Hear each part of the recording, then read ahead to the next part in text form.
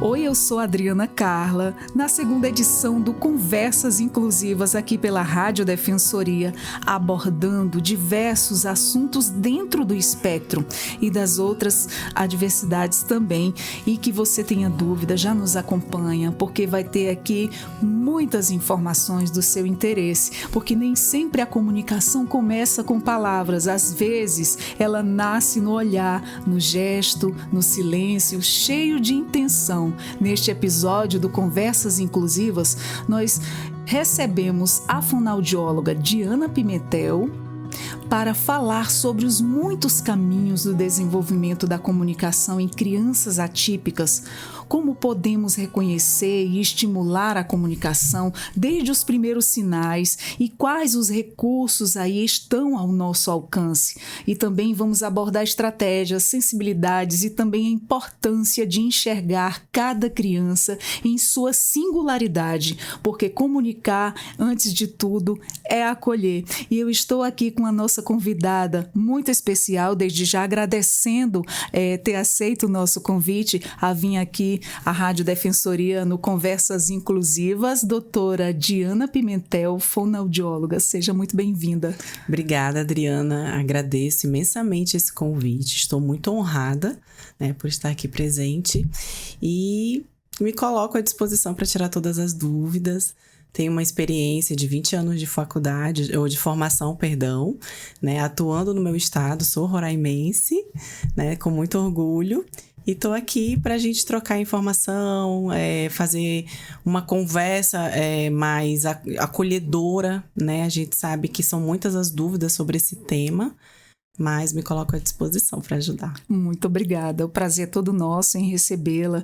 E aqui o que a gente faz de melhor é passar informação para as famílias que necessitam aí de tanto... porque muitas vezes a gente passa despercebido por tantas coisas, por tantos direitos, por tantas dificuldades no nosso dia a dia pela falta de informação. Então a gente está aqui para isso, a gente sempre chama as pessoas especializadas na área para estar aí passando essas informações, para a gente também estar tirando as dúvidas. A gente tem aqui as perguntas já formalizadas para a dúvida de cada pessoa. Às vezes a minha dúvida pode ser a sua também, então você já fica ligado aí com a gente, já pega a sua cadeira, senta, que o bate-papo vai ser bem informativo e com certeza para você que é de uma família atípica, de muito do seu interesse, porque todo conhecimento é pouco e a gente aprende todo dia. Então, doutora, para nosso começo de conversa, o que exatamente faz uma fonoaudióloga e qual é o papel dela no acompanhamento de crianças com autismo? O fonoaudiólogo, ele é o profissional especialista de saúde que consegue aprimorar, avaliar, detectar os sinais do autismo e trabalhar a comunicação desse indivíduo, cada um dentro da sua particularidade. Então, é preciso avaliar ele como um todo, A gente precisa entender como está a audição desse paciente, Não se pode descartar a investigação dessa habilidade auditiva. Meu filho, eu falo com ele e parece que ele não me escuta. Exato. Essa é uma das maiores queixas que eu recebo na minha clínica. Então, ele não escuta, ele não me dá atenção. Tudo isso está relacionado ao processamento auditivo. Então, é preciso se fazer uma investigação com qualidade, minuciosa, para entender como está funcionando esse sistema. E para descartar, quaisquer outras dúvidas, porque muitas vezes geram aí um fator de coisas. Os pais não estão dando limite, a criança é assim, a criança não atende, ou então realmente ela tem um problema auditivo, Isso. Ou então pode se tratar de um autismo, Sim. Porque quando eu comecei também a caminhada lá... faz muito tempo, o meu hoje está com 16 anos, então a gente estava bem perceptivo porque não estava tão leve.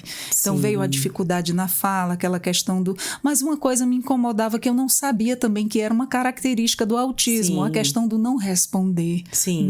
A gente falava o nome dele e ele não respondia. Eu disse, nossa, será que ele tem problema de surdez, será que ele não está ouvindo quando a gente chama? Sim. E aí era aquela coisa assim que aí a gente foi o passo a passo, Sim, essas até investigações. chegar no diagnóstico. A gente foi para a fonoaudióloga, fez o exame de audiometria e a audição estava perfeita. E acontece de ser surdo e autista.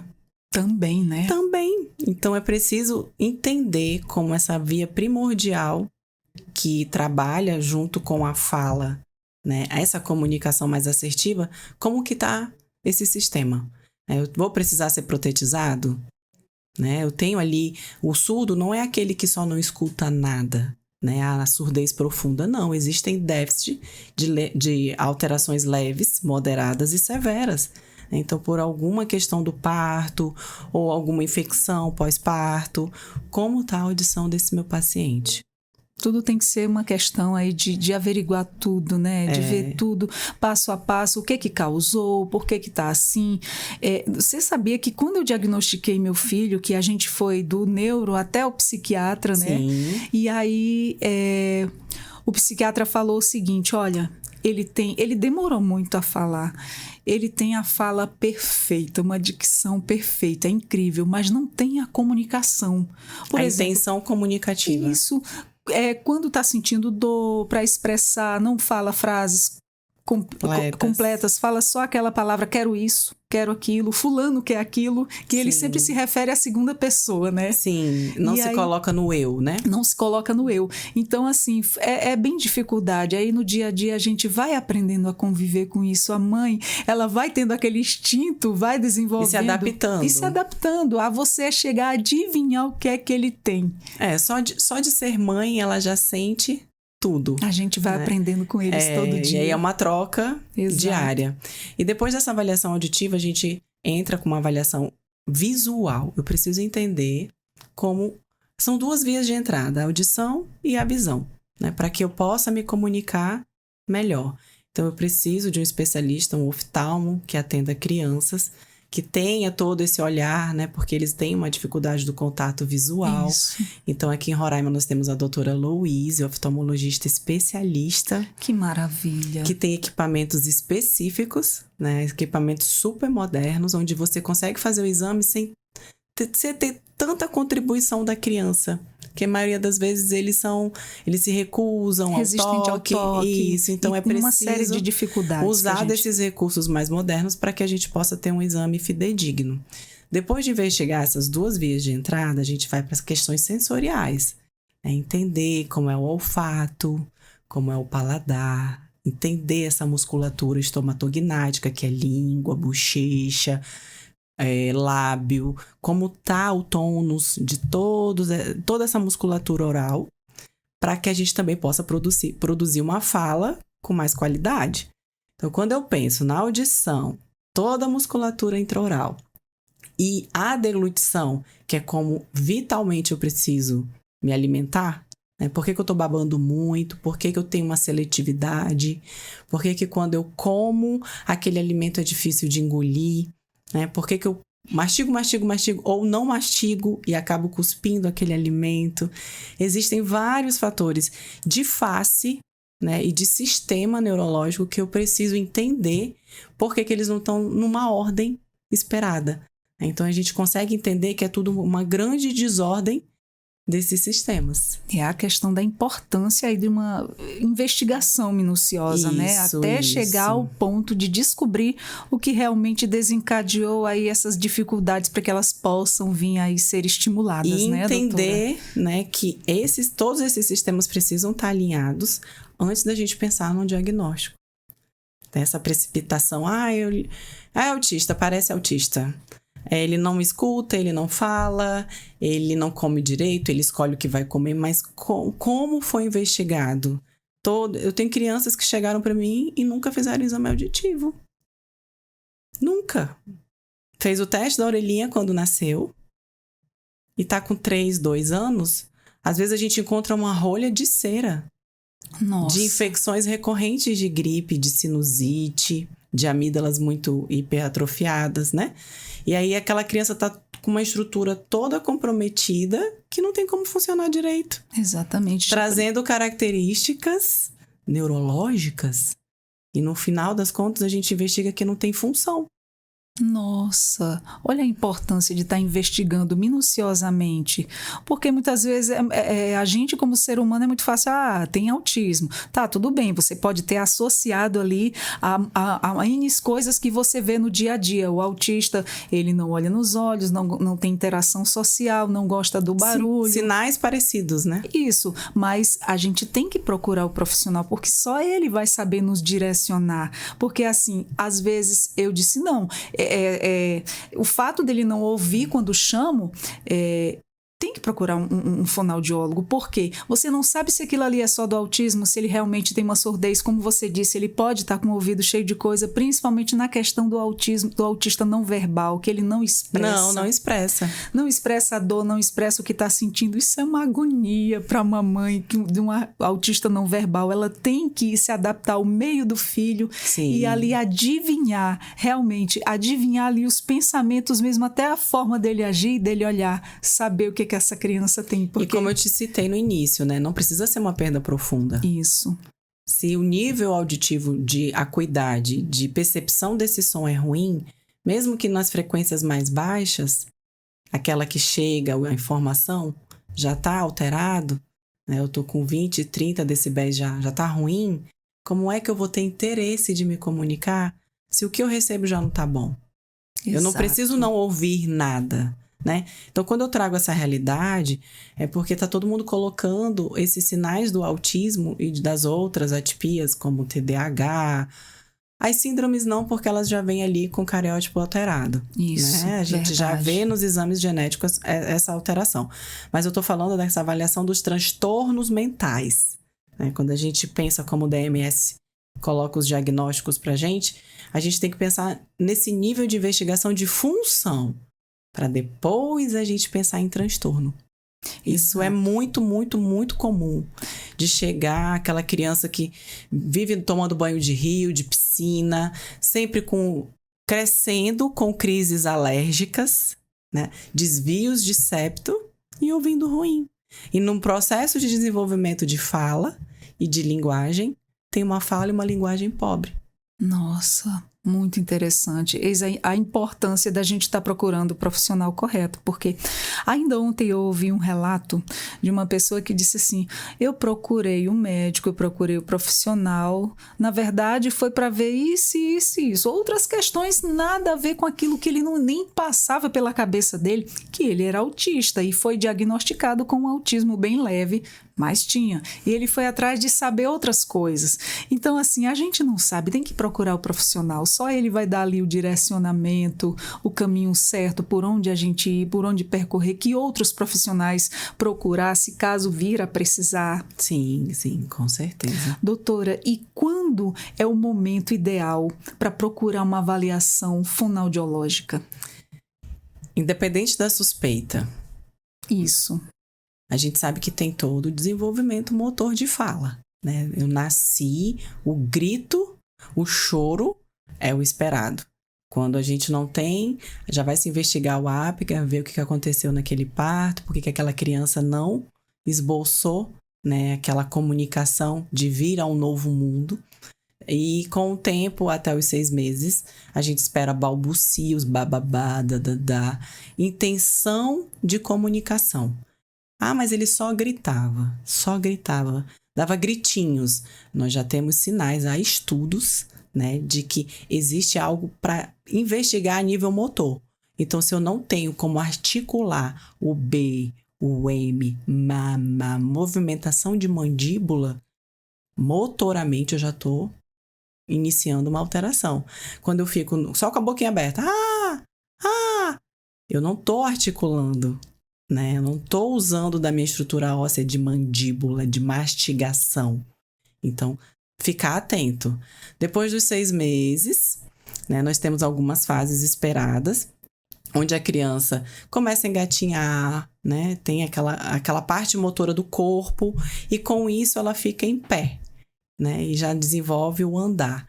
Nesse processo, existem estruturas no nosso cérebro, áreas do nosso cérebro que também são estimuladas para que a gente possa se projetar e ter intenção de se comunicar. E vem as palavrinhas.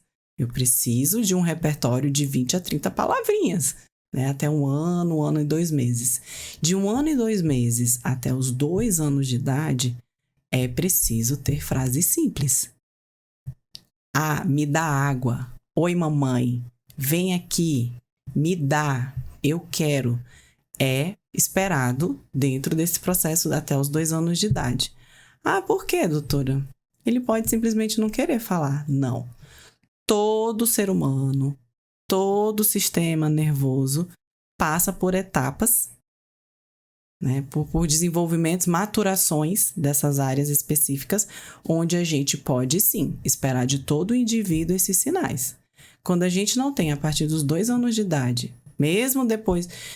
É comum a gente já observar no autismo, com 9 meses, 8 meses, aquela criança que não interage com o meio. É muito comum. Mas existem os níveis, né? Exato. E aí fica aquela confusão. Poxa, mas ele fala às vezes, mas ele não fala, o que eu faço? E aí é quando se procura um profissional, porque tem o comportamento atrelado à fala e à linguagem que também já dá sinais. Então, assim, não dá para avaliar de forma isolada, só a fala, só a intenção de comunicação, que seria a linguagem. Aí eu falo para ele, pega o celular, ele não pega. Levanta, pega sua sandália, ele não pega. Comandos simples, ele não obedece. Então, o comportamento está atrelado a esse desenvolvimento de fala e linguagem. Então, até os 2 anos de idade, a gente espera uma fala com frases simples. E doutora, como é que a fonoaudiologia ela pode ajudar uma criança que não é verbal? Tá. Uma criança, quando ela entra nesse prognóstico, né, foi estimulada, iniciaram as terapias, com 1 ano e meio de terapia não se teve as respostas esperadas dentro daqueles objetivos traçados. Ah, ela não fala, não desenvolveu como a gente esperava, com todas essas técnicas que nós utilizamos. E, Adriana, é preciso ter muito cuidado, porque o orgulho é um sentimento que corrói, né, tanto os profissionais quanto a família. É um sentimento que corrói de forma universal. Então, eu como profissional, eu não posso entrar no lugar de achar que eu sei tudo.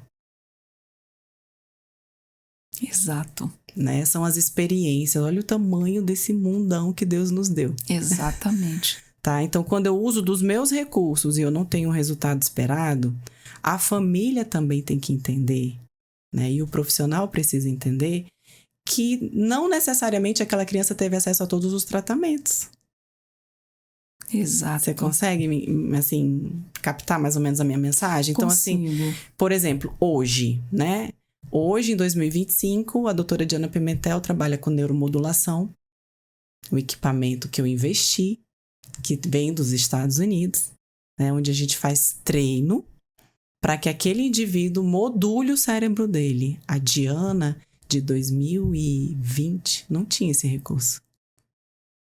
Esse recurso hoje, ele tem assim uma... Ele é o que há de mais moderno dentro da terapia fonoaudiológica e fisioterápica. E de fato ajuda muito. Muito. A diferença é visível. Muito. Nossa. Ele tem um efeito de acordo com as medicações.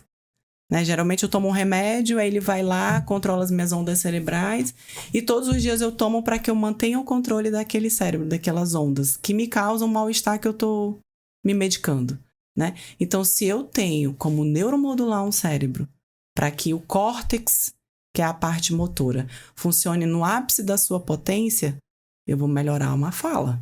É óbvio. E toda a condição motora daquele corpo. Tá? Então, quando a gente faz uma avaliação, a gente entra nessa ideia de um não verbal, existe a comunicação alternativa, eu entro com pranchas e fichas, né? Eu faço aquela terapia, mostro para o paciente que ele tem acesso àquelas figuras e que ele pode se comunicar daquela forma. Ok, mas isso não é uma única verdade. A gente precisa se abrir, largar desse orgulho e achar que tudo que tem de possibilidade já está sendo oferecido. O estudo sobre a tipicidade, os neurodivergentes, está longe da gente encontrar um porquê. Ninguém sabe a causa do autismo. Né? Então, assim, quando eu comecei a atender esse público há 7 anos atrás, era uma ideia, era uma realidade, hoje é outra. Né? Então, assim, determinar que aquela criança é não verbal, mas ele já teve acesso a tudo, não. Eu não vou ter acesso a tudo que eu preciso. A gente talvez passe uma vida sem ter acesso a tudo que a gente precisa. Exato. Nunca, a gente nunca. Em se tratando aqui do nosso estado, ainda estamos a passos lentos, eu acredito. Tem muitas pessoas se mobilizando, sim, mas isso é em clínicas particulares. Sim. Que a gente sabe que quando a maioria das pessoas dependem do SUS, depende do público para um atendimento, e a gente sabe que as filas estão imensas, nem todo mundo consegue. Pessoas conseguem poucos atendimentos, não é o necessário para a demanda daquela criança, sim, né? Nossa, e também as confusão. Filas estão imensas, e aí muita criança fica desassistida, né, doutora? Mas assim, relatando uma coisa pessoal que eu passei como mãe nessa caminhada de 16 anos, né, já são um autista de 16, outro de 10 anos. Então, eu parei de trabalhar um período só para acompanhar meu filho. Sim. Então, todo atendimento que oferecia no público, eu levava. Sim. Então, eu não perdia um dia, eu fazia de tudo para não faltar, participava, e eu ainda ficava lá esperando. O que aconteceu que eu notei de diferenças de profissionais para profissionais? Eu notei que quando ele estava com certos profissionais, ele não evoluía, ele estagnava, ficava ali, não evoluía em nada. E aí, quando mudou, nossa, em menos de uma semana... Ele teve resultados que ele não obteve antes. Ele teve resultados que ele não obteve antes. Inclusive, essa questão do toque nele é muito grande. Não deixava cortar o cabelo, não deixava cortar as unhas. Era, assim, uma coisa bem difícil. Então, com a primeira semana que ele passou com outro profissional, ele ficou totalmente permissivo. E aquilo ali, nossa, me rendeu como o amor, noites. Isso. Como o amor, a empatia com aqueles outros profissionais já deixou o resultado um pouquinho mais avançado. Isso. Né? Então, existem vários fatores. Eu não estou dizendo aqui que a comunicação alternativa não é eficiente ou que não é só ela que tem que ser usada. Não, eu estou colocando o seguinte, que para cada indivíduo, dentro das suas habilidades não avançadas, ele não fala, ele não deixa o toque, ele não fica parado na cadeira, com todas essas habilidades que cada indivíduo, cada ser humano demonstra ter dentro do espectro, é preciso se personalizar e ter acesso, formar um ecossistema, um ambiente propício para que aquele indivíduo, dentro das suas preferências, dentro das suas dentro das suas capacidades, né? Aquilo que chama mais atenção dele, aquilo, né? De gosto mesmo, né? Para que a gente possa personalizar e aí sim entender como chegar no objetivo de melhorar aquela demanda. Exatamente. É aquela questão aonde está o hiperfoco dele, né? Sim. Aquilo que interessa para ele, porque só aquilo que interessa para ele é que ele vai desenvolver melhor. Então não dá para estudar sobre o autismo ou o TDAH e colocar numa caixa onde todo mundo vai entrar nessa caixa e que tem que receber aquela mesma informação igual para todo mundo. Exato, porque é bem complexo e são diversas aí os níveis de cada um. Isso é muito particular, isso é muito singular de cada um. Cada um tem, sim, coisas parecidas e coisas diferentes, a necessidade um do outro. Mas o olhar da família e do profissional é sempre tentando personalizar. Isso, né? As experiências, o acesso. Essa palavra acesso, para mim, ela é muito rica. Né? Porque hoje, naquele dia, eu tive acesso àquele perfume da minha fono. Mas no outro dia, eu tive acesso a outro tipo de perfume.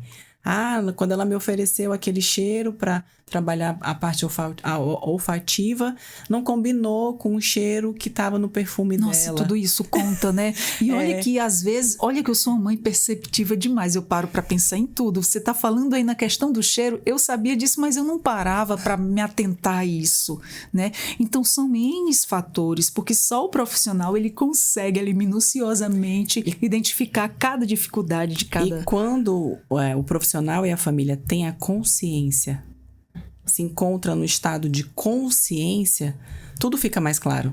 Isso. Quando você não funciona no automático, vou levar para terapia, eu vou abrir a porta para ele entrar, hoje é dia do Luan, entra Luan, senta aí Luan, olha para mim Luan, naquele sistema automático de serviço, de vida, você não tem consciência do que você está vivendo. Mas tem dia que a mãe atípica, ela tá assim, doutora. Por quê? Porque Tem são dia que vários ela tá... fatores contra.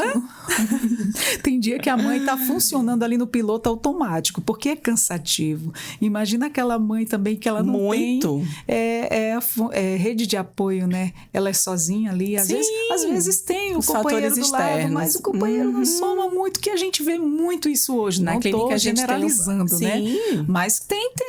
E aí é muito difícil, né? Na E clínica cansa. a gente tem um projeto, né? Que o pai entra pra terapia, ou a mãe, e o filho também. Ninguém fica na recepção. Que bom. É Todo marcado, mundo tem que participar. É marcado de hora em hora. E o meu paciente entra pra terapia e a mãe ou fica do lado dele numa poltrona recebendo a dela, ou numa sala reservada. Ah, mas eu não sei se eu preciso. Precisa. Todo ser humano precisa de um carinho, de um acolhimento. Exato. Né? De um momento de descanso, sentado Isso. na recepção. Isso faz uma diferença tão Muito. grande. Eles saem me abraçando e agradecendo por aquele momento. Né? É um uma respiro, hora de né? terapia, uma hora de off. Paradinho ali, cuidando de si. Exatamente, isso faz uma diferença tremenda. Lhe digo por experiência própria, porque quando eu também, uma dessas vezes que me deparei com profissionais muito bons também, inclusive foi uma psicóloga, que teve um dia que eu estava levando, na verdade, o meu mais novo eu também levei para ver o diagnóstico, né? Porque lá no público tem a estimulação precoce. Sim. E aí eu já estava levando o mais velho na frente lá para os outros atendimentos e levando o mais novo para ser observado. Então, veja a carga, era eu sozinha. Sim, era pesado, era muito pesado. Os dois davam muito trabalho. Então, eu estava assim, aquela mãe descabelada sem vida. Então, Sem eu cheguei na sala da doutora lá e ela disse, sente bem aqui que o atendimento é com a senhora hoje. Então, ela deixou ali o meu filho brincando e conversou comigo, me deu um direcionamento de vida. Aquilo fez uma diferença tremenda e extraordinária. Um olhar diferente da situação. Né? Ela olhou para mim, eu nunca esqueci, né? E hoje eu repito essa frase sempre. Você tem que estar bem para cuidar dele. Porque se você não estiver bem, que qualidade de cuidado você vai dar para ele? Esse olhar dela já é um novo conceito de avaliação de alguns médicos, psiquiatras e neurologistas. Quando eles fazem o laudo fechando o diagnóstico, eles já estão colocando terapia para os pais também. E isso é muito importante. Isso é muito necessário. Porque não tem como você cuidar do filho, né, adoecendo os pais. Exato. Então, assim, a partir do momento que você faz um laudo médico e coloca autista, TDAH, já tem alguns profissionais com essa visão, com esse olhar, que colocam para o pai 2 vezes por semana terapia psicológica. Para a mãe, motricidade, acompanhamento psicológico, terapia ocupacional. Né? Então, assim, é preciso cuidar desses genitores. Não tem como a gente esperar... E aí, a criança vai evoluir e os pais vão ficar como? Que Só meio é esse? Exatamente. De ali tanta sem dedicação, força, cansado, exausto.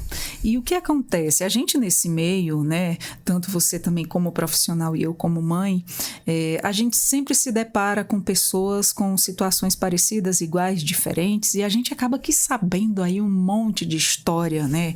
Como eu sei de várias amigas minhas também que têm, pelo fato da escola, dos atendimentos, a gente acaba se encontrando, acaba trocando uma ideia, conversando, até se ajudando mesmo. E a gente conhece cada história difícil nessa caminhada. É uma jornada. E não é fácil. E eis aí a questão da importância dos pais terem esse acolhimento. Nossa, eu conheço uma pessoa ali, coitada, eu tenho pena dela porque ela, assim, tá muito cansada, né? Sem ninguém para dividir, ela chegou ali ao ápice do cansaço. E uma hora ela vai desistir. Exatamente. Porque o corpo já não responde, a mente já não funciona. E vai acontecendo coisas aí que não é bom, né? Sim. Mas, enfim, eu espero aí que isso mude. Hoje é um assunto que a gente tá falando com mais frequência sobre o autismo. Sem preconceito. Sem preconceito. A gente, o trabalho que algumas escolas vêm fazendo, doutora, que eu acho muito importante, é a questão do sempre estar enfatizando o conhecer para aceitar e respeitar. Sim. Porque isso causa um transtorno para eles também, porque quando pensar, ele vive no mundo dele, ele não está nem prestando atenção no que a gente está falando, se a gente está zoando. Já começa a rejeição, a exclusão. E a criança sente aquilo, né? Claro. Eles têm uma percepção que é melhor do que a nossa. Eles e sentem é incrível, mais. Sente inclusive o meu, falando do meu, o meu, ele, por exemplo, se ele sentir que alguém tá com preconceito ou tá assim, olhando meio que de lado, ele já se afasta. Ele já lê a rejeição, né? Isso. Se ele sente aquela reciprocidade, aquele carinho, aquele afeto, aquele acolhimento, ele se achega, ele dá entrada para você. É assim a maioria, né, doutora? É. A maioria são assim. E fala pra gente, o que são aí os sistemas alternativos e também aumentativos, né, de comunicação e quando eles são indicados? Tá. Quando você se expressa dessa forma e me pergunta sobre os sistemas, né, eu coloco à disposição que dentro da fonoaudiologia nós temos como intervir com os psicólogos que abordam alguns métodos também do comportamento associado à comunicação, né? Então, assim, o alternativo seria aquela orientação aos pais, à escola, né? Buscar entender o meio dessa criança, desse indivíduo, como que a gente pode trabalhar algumas atividades para melhorar essa comunicação, para que ele se sinta inserido no meio social, né? E junto com uma equipe multidisciplinar. Ela parece utopia, mas ela existe, né? O meu filho tem uma equipe, mas eles nem se falam. A gente não sabe nem o que está acontecendo com o paciente em cada atendimento, né? Então, assim, é preciso entender que com essa equipe em conjunto, nós conseguimos alinhar essa comunicação de forma alternativa, né? Buscar para que a criança, dentro desse ecossistema que eu venho citando desde o início, possa desenvolver. Mas o que eu faço, doutora? Em casa, na escola, como eu mencionei, cada indivíduo tem a sua particularidade. Mas algo que é muito, muito importante é que ele entenda sobre rotina. Exato. Né? Que ali naquele momento é a hora de escovar o dente, depois é a hora de vestir o uniforme. O que significa o uniforme? Agora a gente vai para a escola sempre conversar sobre o que está sendo feito, né? Agora eu vou buscar você na escola e a gente vai almoçar, você vai comer esse alimento. Independente de ser autista ou não, todo indivíduo, toda criança no seu desenvolvimento precisa entender e ter consciência sobre as atividades da sua rotina. Exatamente. E como é que os pais eles podem colaborar no processo terapêutico em casa? Em casa, a gente precisa esquecer a televisão. E o celular. Nossa, hoje tá uma preocupação aí. Não dá, não tem como. Eu preciso trabalhar, Então, se o paciente, se o indivíduo, se o autista, o TDAH, tá vivendo uma rotina para ter uma qualidade melhor de comportamento, eu preciso, como pai e mãe, melhorar meu comportamento e entrar numa rotina saudável. Então, não é saudável para ninguém, são os vícios emocionais. Por que eu como muito? Por que eu fico muito na frente da televisão? É para esquecer que o meu filho precisa de mim? É para esquecer que a minha esposa também precisa conversar? É para esquecer que o meu marido teve uma preocupação e ele não dividiu comigo? É para esquecer. Eu vou ficar horas na frente da televisão justificando que eu não estou fazendo nada, eu só estou vendo uma TV. Mas o meu tempo de qualidade com a minha família, né, o momento que eu preciso dividir, como foi o dia, na hora da refeição, por que a gente está comendo aquele alimento, ou ainda falar sobre as frustrações daquele dia. Eu sei que eu estou colocando tudo como uma questão mais psicológica e emocional, mas o comportamento, a neurociência, está interligada às questões emocionais. Então, como é a rotina desses pais também? Ele tem o tempo de qualidade com a família, com o filho? Ele faz as atividades escolares? Ele lava aquele uniforme? Ele explica que está lavando aquele uniforme para que no outro dia ele possa frequentar a escola também? A hora de dormir, a higiene desse sono. Existe um cuidado, uma aromaterapia, um olhinho essencial, um banho bem tomado, um alimento gostoso antes de deitar? uma historinha, ler uma história, contar. Eu lembro, até hoje eu lembro das histórias que meu pai contava. Que ele criava, hoje eu converso com ele, ele fala assim, filho, eu não sabia nem o que eu estava falando, porque eu também estava com muito sono naquela hora. Mas eu fazia conexões da vaca que voava, que já não fazia sentido, né? Mas tudo para me acolher e me fazer ter... E ter aquele momento um sono de tranquilo, atenção, né? Então, meu filho não dorme bem. Mas como é esse antes de dormir? Né? Como é esse processo para chegar até essa hora? Então, a gente vê muita ansiedade nos neurotípicos, a gente vê uma necessidade muito grande de atenção, muita necessidade de atenção que há na falha de criação e rotina dos pais. Exatamente. É o que ocorre muito hoje. E para a própria saúde emocional dos pais, né? Exatamente. Tá tão cansado, chegou tão cansado, por que vai pra TV? Por que vai pro Instagram? Por que não vai descansar? Verdade, com toda certeza. E doutora, como é que é diferenciar uma dificuldade comum de fala em um transtorno mais complexo? Deixa eu ver se eu entendi tua pergunta. Repete. Posso repetir. Como é que é diferenciar uma dificuldade comum de fala e de um transtorno mais complexo? Existem várias dificuldades de fala, né? Quando a gente pensa em estudar comunicação, a gente se depara com a disfemia, que é a gagueira, né? A gente entende que existem as disfluências, a rouquidão, alterações patológicas. Então, existe um universo que altera a minha comunicação, tá? Mas, assim, tá sempre associado à investigação neurológica, ao comportamento. O comportamento está sempre atrelado a justificar aquela fala. Então, quando eu sou um indivíduo só ansioso, muito ansioso, eu não respiro para me comunicar. Eu falo 1000 coisas ao mesmo tempo que ninguém entende nada. Né? Quando eu sou um indivíduo que teve traumas e questões assim de mal resolvidas, de insegurança, de rejeição, eu gaguejo demais. Né? Mas aí eu preciso entender, será que existe alguma desordem neurológica que traz essa gagueira?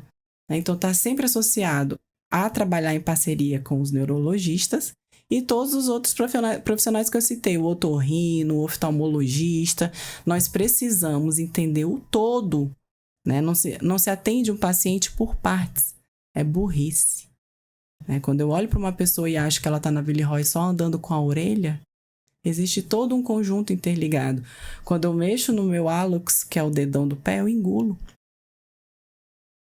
Interessante. Então tá tudo muito interligado uma coisa à outra. Hoje em dia já se trabalha dessa forma. Não se fecha um diagnóstico sem investigar tudo. Exatamente. Né? Então, essas questões de comunicação, todos esses sintomas e alterações de comunicação, antes da gente pensar em falar sobre autismo, em falar sobre TDAH, enfim, é preciso entender o desenvolvimento funcional e comportamental dessa criança. Exatamente. Uma coisa que eu falo sempre no dia a dia, a gente ouve muito. Por exemplo, bem no início que eu comecei logo a perceber a dificuldade na fala do meu filho, né? Já era o quê? Já tinha uns 2 anos e não tinha fala, né? E aí eu disse, nossa, já estava com 4 anos e a dificuldade na fala. E aí eu disse, isso não tá certo. Então tinha um pessoal que me ajudava a cuidar dele, né? Pagava babá e tal. E a mãe dela, aquele pessoal mais antigo, dizia assim, é porque fulaninha também demorou a falar muito, demorou a falar demais, isso é de família. Eu disse, a gente não deve, né? Assim, eu respeitando a ela, eu disse, pois é, né? É verdade, a gente concorda ali pra ser... Que foi a informação que ela recebeu daquela época. Isso, pra ser educada. Mas assim, eu no meu consentimento e por sempre buscar conhecimento e informação, a gente tem que ir atrás. Então eu fui buscar o que eu achei por melhor. Vamos logo atrás de fazer aí um tratamento, vamos atrás de profissionais, investigar o que há por trás dessa dificuldade, dessa demora, dessa fala. Porque eu acredito assim que como mãe, você vivenciando com outras crianças e ver que a fase correta de falar é como você citou aí, né? As idades, os primeiros balbucios, as primeiras palavrinhas. Então, estava extrapolando daquela fase e nada ainda. Então, eu disse, então não tá certo. Tem alguma coisa por trás daí, eu vou atrás de ajuda. Sim, e aquela coisa de colocar a sujeirinha embaixo do tapete. Isso. né? Porque tá com medo de encontrar um monstrinho que vem ali depois. Então, quando a gente tá aberto, quando a gente quer viver bem, quando a gente... Eu acredito muito em Deus. Então, assim, Exato. Quando Deus coloca uma criança na sua vida, você pede aquele filho tão desejado, né? É uma missão. Você tem a missão de oferecer o melhor, né? Uma missão de desenvolver aquele ser humano que está ali na sua existência. Exato. Então, se eu olho para o meu filho e eu posso, eu tenho pernas, eu tenho um carro, eu tenho, né? Eu estudei um pouquinho, eu tenho um salário, eu tenho uma consciência de que eu posso fazer mais. Eu não estou falando de condição financeira a nível de dinheiro somente. Eu não tenho dinheiro. Mas eu posso buscar informação, eu posso tirar dúvidas. Ninguém vai... Olha aqui a rádio, né? Ninguém vai, hoje em dia, se fechar a passar uma informação de como tratar questões que estão deficitárias no teu dia a dia. Então, eu não sei porquê, mas a minha unha tá quebrando. Tá faltando água? Você tá bebendo muita água? Não tô, vou tomar água. Meu filho não fala. Por que será que ele não fala? Ele já tem 3 anos. Isso. Mas eu não tenho dinheiro. Como é que eu posso fazer para que naquele dia a dia eu possa oferecer o máximo de mim, né? Esse interesse de desenvolver o ser humano da sua melhor capacidade, no ápice da sua performance. Cadê?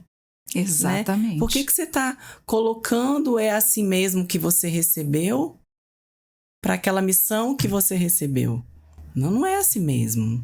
Nunca vai ser, porque lá na frente é uma criança que tem um adulto, né? Enfim, que não consegue um bom emprego, que não termina uma faculdade, que começa e nunca termina nada. Exato. Que no casamento só se divorcia porque não tem interesse, né, de junto com aquele parceiro desenvolver e vencer obstáculos. Então, é cheio de questões a serem trabalhadas, porque lá no início ele não foi cuidado. Exatamente. Olha aí a série de coisas que implica na vida, no decorrer na vida da pessoa, né? Imagina para uma criança atípica, né? Sim. Nossa, doutora, você faz enxergar aí um ângulo bem amplo de muitas coisas. Nada é simples demais. Realmente. Né? Só que, quando a gente busca informação... Isso. Né? Quando a gente se coloca aberto... Eu nunca tive nenhuma porta fechada quando eu busquei, né, ser melhor. Ninguém nunca me negou informação. Assim, tudo hoje... Gente, a gente está em 2025. Né? Você clica... Do mesmo jeito que você vê a Anitta... no show dela em Londres, você consegue digitar como desenvolver a fala do meu filho. Exatamente. Uma ajuda que está ali. Nós temos uma ferramenta na palma da mão, mas que saiba usar com inteligência, né? Saiba usar para o seu próprio benefício. E que na grande maioria é a economia que está ruim, aí usa de um vitimismo, né? Mas tem um outro lado também que a gente pode buscar, né? Sim. No meu caso, sim, quando estava assim, um período bem difícil, digamos, eu busquei dar qualidade de vida. Né? Carinho, amor e atenção. Então, isso fez diferença, nossa, muita. Até quanto à alimentação. Eu vou começar uma pós agora, onde a gente vai estudar sobre como suplementar melhor, né? Como fazer com que aquele organismo tenha mais propriedades através dos alimentos para ter mais atenção, para ter mais concentração. Há estudos maravilhosos também nos Estados Unidos com a doutora Chelly, que ela tem um filho autista e o outro é TDAH como ela, que com a mudança na alimentação de alguns alimentos, sem tornar o leite vilão, sem tornar o açúcar vilão, não estou falando disso, mas de alimentos saudáveis que podem agregar e melhorar essas habilidades que eu não possuo. Olha só que maravilha. Porque o intestino é o segundo cérebro. Olha só. E assim, por mais que a gente busque todo dia as informações, a gente vê que quanto mais a gente busca informação, menos a gente sabe. Porque todo dia a gente está aprendendo. Aí é aquela história do orgulho, né? O orgulho, eu sei, eu já estudei, eu fiz essa pós. Não, a gente nunca sabe nada. Eu li, a doutora me disse isso, eu conversei com a mãe, com o filho dela funcionou, com o meu vai funcionar. Então a gente precisa estar aberto para entender a necessidade de cada um e buscar informações para que a gente possa desenvolver juntos, né? Não só a criança. Quantas técnicas eu busquei, eu apliquei, falei, agora vai dar certo. essa programação aqui vai estar perfeita, a gente vai conseguir. Eu li um artigo. A criança não queria receber o prompt, o toque do prompt de um curso caríssimo, indicado por médicos super renomados. Mas eu tive que ver o que estava precedendo aquele toque. Né? Olha só. Por que eu não conseguia chegar naquela boca com os meus indicadores? Aí eu fui entender que ele era forçado a comer, que a colher machucava da babá. Então existe todo um contexto que não é só a técnica. Para entender tudo o que se passa, para chegar até aonde é o ponto-chave ali da dificuldade maior. Nossa, e engloba muita coisa. Precisa muita humildade, né? Realmente, claro. A gente sempre vê que nunca se sabe tudo. Embora você aprenda todo dia ali, você esteja ali. Inclusive, eu falo sempre que aqui na nossa mesa de conversa, eu sou muito honrada, né? Porque eu recebo pessoas com conhecimento e que passam muita informação bacana. Não só eu que estou aqui, estou aprendendo com vocês, mas também como a gente está repassando isso para muitas pessoas que estão aí acessando os nossos canais. Então, isso é de suma importância, né? A informação, muito. A orientação. Às vezes a pessoa está meio perdida. Ouve uma conversa como essa, já abre um leque, gente. Sim. Isso é maravilhoso. Responde questões internas, né? Realmente. Dúvidas às vezes, só ela tinha. Às vezes você está ali e começa a ouvir aquilo ali na tua área, naquilo que você está passando naquele momento, e olha a importância dessas nossas conversas.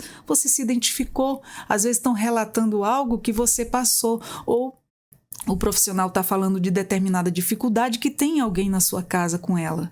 E aí você ouve e já abre a mente. Né? E aí você tira culpas também. Isso. Quantos laudos eu já recebi ao longo desses 20 anos de formação, onde dizia assim, paciente Joãozinho tem que fazer o método tal, X horas por semana. E aí o Joãozinho já tá 4 anos, todos os dias, num ritmo frenético. E o Joãozinho não saiu do lugar. Só porque o super médico disse que o super método... Né? E é o olhar de personalizar, de individualidade, cadê? Aí vem o exemplo que você citou do seu filho. De olhar um todo, né? De mudar uma equipe, mudar uma estratégia, pensar de outra forma para chegar naquele objetivo, com outros métodos, com outros conhecimentos. Por que não? Até com a forma de acolher. Isso é muito importante, principalmente nas crianças atípicas, porque elas percebem ali na hora. Na hora. E se tiver, assim, aquele contato não muito carinhoso, não muito afetivo, não muito acolhedor... Eles são bem verdadeiros, a gente aprende muito. Nossa, né? São demais. É incrível. A verdade ali à tona neles e é demais, assim, eu convivo com um e, nossa, todo dia ele me surpreende, todo dia eu aprendo com ele. Quando eu penso que eu já sei tudo sobre o meu filho, eu não sei. E se ele não fosse autista, você não seria tão sábia. Exato, eu não tinha buscado tanto, eu não teria aprendido tanto com ele, a lidar com ele mesmo, né? E essa questão, assim, o amor nos dá muita força. Nossa, ele o amor cura. O amor é uma coisa grandiosa. E amor ali tem de sobra. Nossa, muito. Você nem imagina o quanto. E eu queria aproveitar essa oportunidade para fazer um convite. Claro, fique à vontade. Tá, agora, sábado, teremos um evento no anfiteatro da Municipal, né? Que a doutora Milena, advogada, que trabalha na causa dos autistas, está promovendo. Eu serei uma das palestrantes. A doutora Milena já esteve aqui comigo. Maravilhosa. Ganhei um livro sobre os direitos do autista. Ela me presenteou, doutora Milena, leitura um grande beijo, maravilhosa. E aí ela fez esse convite, eu e outros palestrantes estaremos presentes nessa manhã. As vagas estão esgotadas. Poxa, também. Mas teremos novas edições, assim, o sucesso, a adesão foi... Essa última semana, muitas pessoas tentando se inscrever.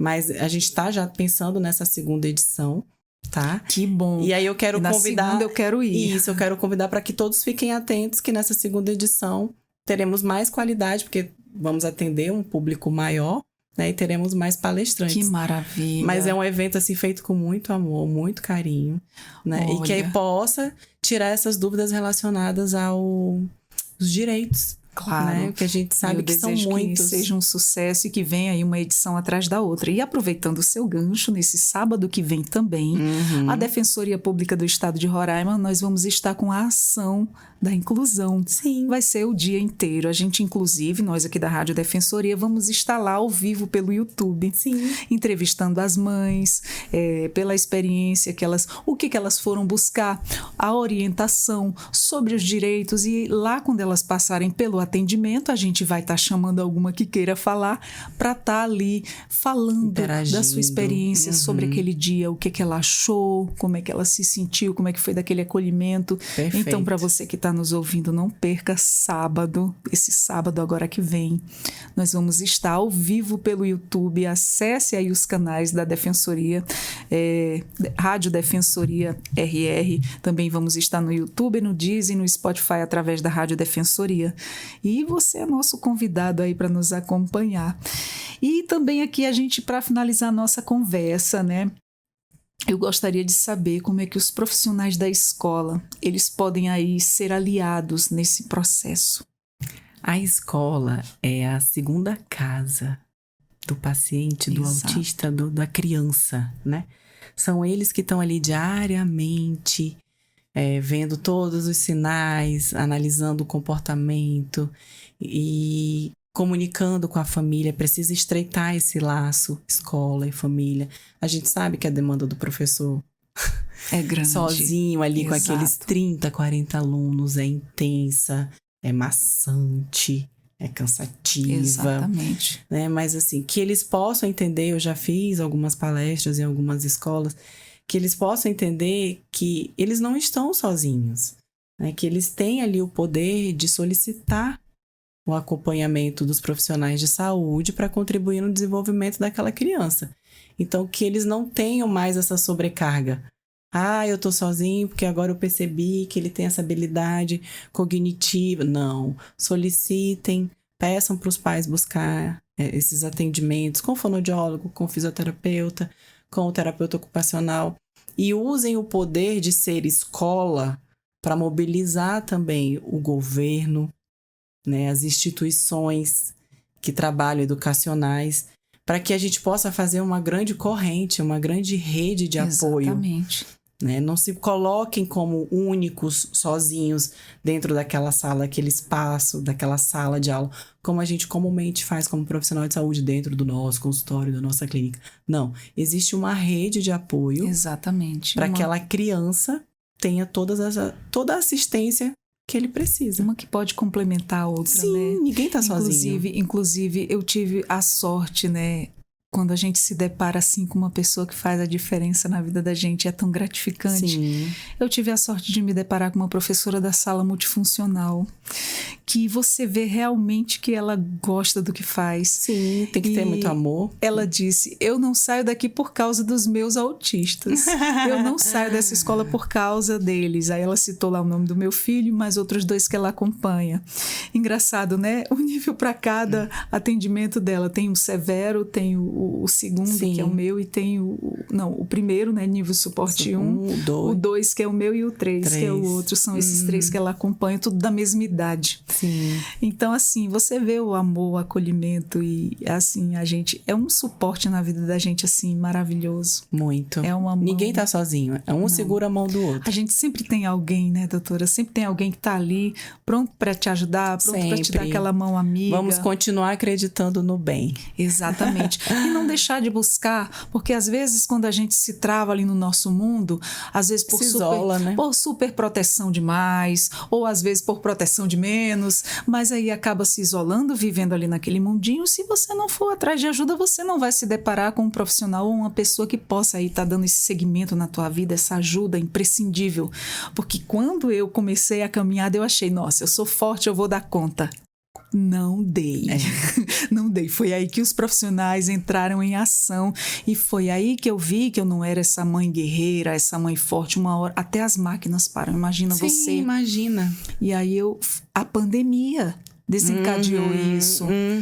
A autossuficiência. Nossa! Inclusive, uma profissional falava assim para mim, doutora, na hora que você parar essa sua rotina, você e tantas outras mães que vivem assim que nem você vai cair, porque você já está assim funcionando no automático. Então, ela é bem realista e eu gostava dessa verdade que ela falava, que isso me dava era mais força, né? Porque dói, né? E o sofrimento traz aprendizado. Mas eu gostava de ouvir, sabe, as verdades, e ela era bem assim, dava aqueles chacoalhões, eu gostava, isso me ajudou, isso me sacudiu para a vida, isso me deu ânimo, força.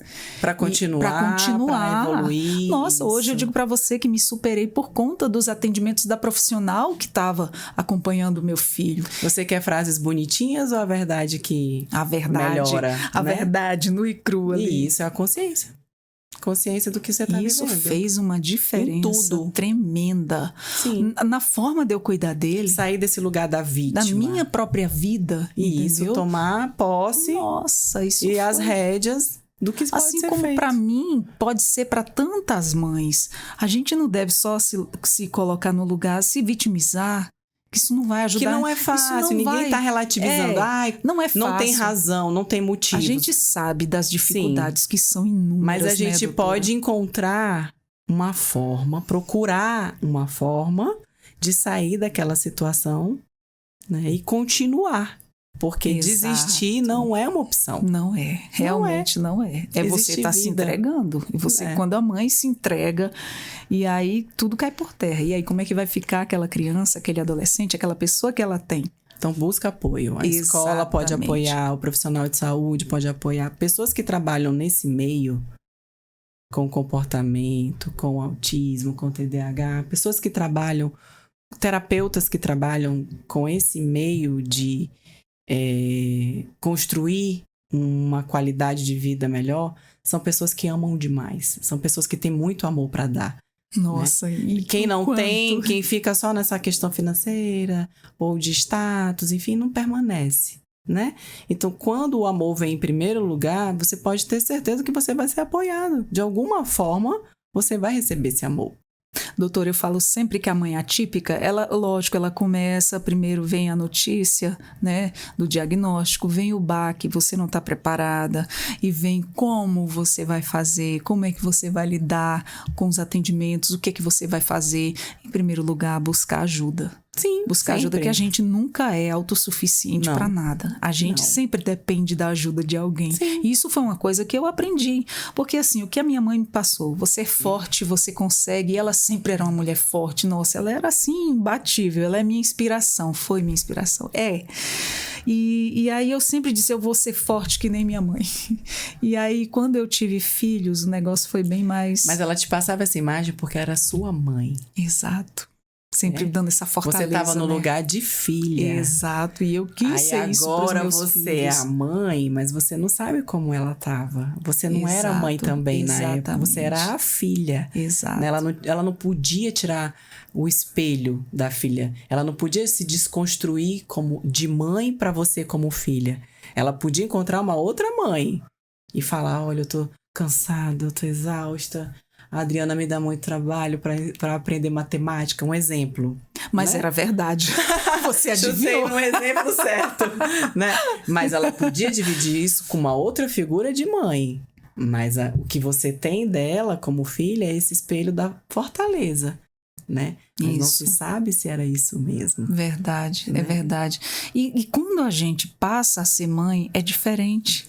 Aí você sente o que a tua mãe sentia, né? Aí você tem a figura agora. Exatamente. Né? É totalmente diferente quando a gente é filha e passa a ser mãe. E quando o filho vem nossa, especial... minha mãe conseguia ser forte, eu não tô conseguindo... Não, você não sabe o que acontecia com ela. Exatamente. Você não era mãe para entender. São diversas histórias, né, que engloba ali aquela situação. Mas, assim, e quando você é mãe, é bem diferente. E quando vem especial, é mais diferente ainda no sentido de... sei lá, o cuidado dobra, o amor triplica, e são uma série de sentimentos assim tão grande, é um mix tudo de demais. sentimentos, tudo intenso demais, né? E você se vê em situações ao redor que vai ter uma hora sim que você vai precisar de um atendimento psicológico, de um atendimento psiquiátrico, dependendo como é que está o teu estado emocional. Então os pais podiam ter mais esse olhar. Meu filho faz terapias, eu também vou fazer. Exatamente. Eu sou mãe atípica, eu quero as minhas terapias, cadê? Eu tive a sorte realmente, eu espero que muitas outras mães também tenham essa sorte que eu tive, de no momento em que eu mais precisei, né, tava assim, a vida corrida tava naquele período, na fase difícil, sim, né, ainda nos atendimentos, ainda atrás de melhorias, sim, né, que as melhorias acontecem, ou gradativamente, ou às vezes sutilmente, não, ou sutilmente, vai do tempo de cada um, da demanda de cada um. Então, o que acontece? E a questão de passar das fases, tem fases também. São fases hormonais, já está comprovado. São fases, e também. Aí vai mudando. Isso. A gente vê que quando aquela idade do 0 aos 5 anos é demais, né? A criança tá ali pimenta pedindo mesmo. limites, independente de ser atípico ou não. Exatamente. Então, aí quando fica ele aquela já linha tênue, será que é porque ele é autista ou será que é porque ele tá no ápice dessa necessidade de ter limites? Exatamente. Né? Ou é tudo junto? São uma série de fatores, né? E é a questão da hora da gente procurar o profissional, porque ajuda muito. Gente, faz uma diferença enorme. Não sofra só, peça ajuda, não pense que, não faça que nem eu pensando que você é forte o tempo todo. Peça ajuda, peça sempre ajuda, com né, certeza, né, doutora? Com certeza. E fala pra gente quais são aí os principais mitos, né, sobre o desenvolvimento da fala. Eu tinha citado uns naquela questão de, porque fulaninho da família, todo mundo atrasa na fala. Isso não existe, todo né? atraso de fala vai te mostrar no futuro próximo alguma coisa. Um transtorno, uma dificuldade de habilidade de leitura e escrita, de socialização, de comportamento. Nenhum atraso de fala é comum. Nenhum. Está trazendo sinais de algum trauma, de algum abuso, é preciso investigar o porquê desse atraso de fala. Olha só, viu? Por isso, ainda bem que eu não me acomodei nas conversas, eu fui atrás de um profissional. E o uso das telas hoje, que está demais, né? Eles podem impactar no desenvolvimento da fala e também da linguagem. Existem transtornos de tela confundidos com autismo. Gente. Tem gente que fala, mas ele tem todas as características. Não, ele tem transtorno de tela. Ele teve acesso demais, ele regrediu, ele não evoluiu, ele não desenvolveu. E aí ele precisa ser estimulado, né, para que ele não tenha mais prejuízos. Porque tá demonstrando aqui que a fala é pobre ou que é ausente. Mas se ele continuar ali, ele não vai querer o toque, ele não vai querer socializar, ele não vai querer praticar um esporte, fazer esforço físico, ele não vai te ouvir, né? O estímulo visual é muito rápido, as informações estão ali muito rápidas e o cérebro não acompanha e causa um atraso. A pessoa simplesmente não desenvolve as habilidades comuns de qualquer ser humano. Nossa. Entra numa zona de conforto, mesmo, né? Deteriora o frontal, que é a área responsável pelo pensamento. Então, é tudo tão acelerado que falar já não faz sentido. Eu já sei tudo, eu já entendo tudo. Olha só. Que eu entro nessa zona e a minha musculatura não obedece. Eu tô ali quietinho, não preciso me comunicar. Então, aquilo toda a informação eu recebo, eu tô ali parado, só esperando ela chegar para mim. Nossa, e aquilo vai fazendo com que teu cérebro não funcione, que você não pare para raciocinar. Não. E ali você vai estagnando. Você não forma pensamento. Nossa, isso é sério. Muito. Isso é muito sério, doutora. Tanto quanto o autismo. E a gente fala, uma vez uma mãe de autista me abordou. Adriana, a gente fala tanto nessa fase do 0 aos 5 anos na infância do autismo, que é essa fase do diagnóstico, mas ninguém fala na adolescência e os nossos filhos estão ficando adolescentes e a gente não para estar falando isso. Então, doutora, fala pra gente como é que a fonoaudiologia ela atua nessa transição, né, da infância à adolescência em pessoas com autismo. É trabalhado o cognitivo, né, para que ele possa acompanhar o desenvolvimento na escola em relação às novas matérias, às fases avançadas desse desenvolvimento escolar. Também, primordialmente, essa concentração, porque a informação chega a informação chega e o paciente já não tem habilidades e capacidade de guardar nessas janelinhas do cérebro mais informações. Então, o fonoaudiólogo está sempre esvaziando essas janelinhas para que ele possa armazenar mais informação. Como? Através de técnicas de ordem cronológica, de desenvolvimentos. Como é que eu posso pontuar isso? Porque a gente usa muito da parte de jogos, né? A gente trabalha esse processamento auditivo. A memória dele longo prazo, curto prazo tá ruim. A gente usa de sequência lógica, de algumas atividades lúdicas, né? E até mesmo do conteúdo que ele vem recebendo na escola, para que a gente possa trabalhar essas habilidades que na adolescência atinge uma complexidade maior, né? Exato. Traz ali para ele uma realidade que ele anteriormente era tudo muito automatizado, era mais passivo, o terapeuta me dava as informações e agora não, eu preciso trabalhar o meu raciocínio lógico. Então, é mais consciência das habilidades que eu não possuo. Olha só, tanta informação, doutora, que a gente... me convidem mais vezes, eu tô amando isso. E eu também. Poxa, seria assunto para horas muito, e horas. Muito. Mas como a gente tem que finalizar, Sim. Eu amei a nossa conversa. Também. Eu já desde agora te convido a retornar novamente. Convite aceito. Sinta-se abraçada e convidada tanto para vir para o Entrevistas DPE, sim, ou também para as nossas conversas inclusivas. Pode me incluir nas ações sociais. Que é maravilhoso. Eu amo isso tudo. Eu aprendo muito com essas conversas e é um prazer estar repassando isso para quem está lá do outro lado, precisando de informação. Sim, está reservado um tempinho lá na clínica para que a gente sempre possa oferecer esse contato mais próximo. Que maravilha.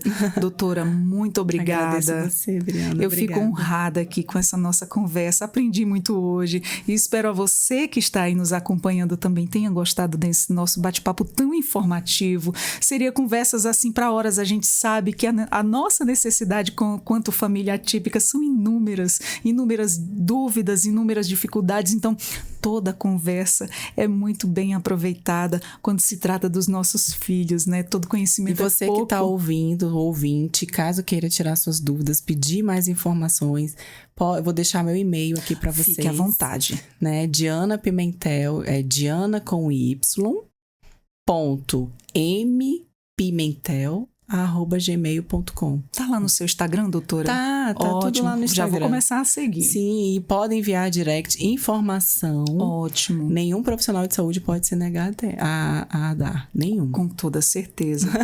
E nós vamos ficando por aqui com mais uma Conversas Inclusivas. Eu que agradeço a doutora Diana Pimentel, fonoaudióloga, tirou aqui muitas dúvidas, nos deu aí uma vasta explicação aí com muitas informações maravilhosas e imprescindíveis para o nosso dia a dia com a nossa família, principalmente os nossos atípicos aí. Toda informação é pouca e muita informação é bem-vinda. Então, vamos ficando por aqui com mais um Conversas Inclusivas. Eu sou a Adriana Carla e até a nossa próxima edição. Tchau, tchau!